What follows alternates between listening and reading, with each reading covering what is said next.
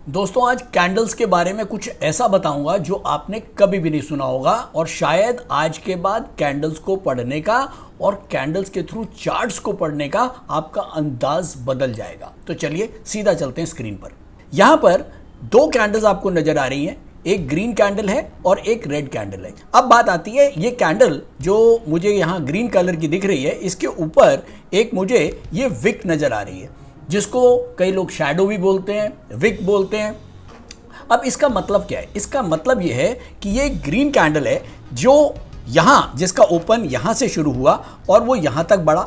इसका मतलब इसमें बुल्स जो हैं वो हावी हैं, लेकिन जैसे ही बुल्स ने खरीदारी शुरू करी तो एक पॉइंट के बाद कई लोग और हैं जो इसके अंदर घबराहट के मारे, अगर 90 रुपए से भाव 100 रुपये हुआ तो वो 105 ले गए, 5 रुपए फालतू के बढ़ा दिए, जिसको हम विक बोलते हैं। ये वो लोग हैं जो डरे हुए लोग हैं। जैसे ही मार्केट बढ़ा इनको लगता है कि पता नहीं अब क्या हो जाएगा, और अगर इनकी शॉर्ट सेलिंग है तो ये फटाफट जो है वो माल खरीदना शुरू करते हैं, और अगर कोई 100 रुपये वाली चीज़ है तो उसको 105 पहुंचा देते हैं। लेकिन हाँ, वहां पर प्राइस सस्टेन नहीं हो पाता, इसलिए वापस प्राइस नीचे बंद हो जाता है। तो इसीलिए बॉडी तो ग्रीन रह जाती है लेकिन विक ऊपर बन जाती है। मार्केट में दो जानवरों के नाम सुने हैं, बुल्स और बियर। बुल्स वो जो ग्रीन, बियर वो जो रेड।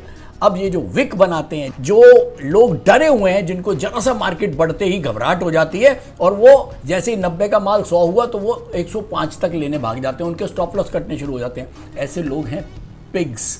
पिग्स का मतलब डरे हुए लोग। जैसे पिग एक ऐसा जानवर है जो डरा हुआ रहता है, और वैसे ही ये वो ट्रेडर्स हैं जिनकी जानकारी नहीं है, जिनको नॉलेज नहीं है। और इसी का उल्टा, अगर रेड कैंडल है और इसमें अगर माल बिक रहा है और यहां से माल बिकना शुरू हुआ और यहां तक बिका, यानी कि अगर 100 रुपए से गिरना शुरू हुआ और उसके बाद नीचे 90 तक आ गया, तो उसके बाद क्या होता है, जो पैनिक सेलिंग आती है वो 90 से नीचे 85 तक चली जाती है, तो उसकी विक बनती है और वो वापस क्लोज हो जाता है नीचे।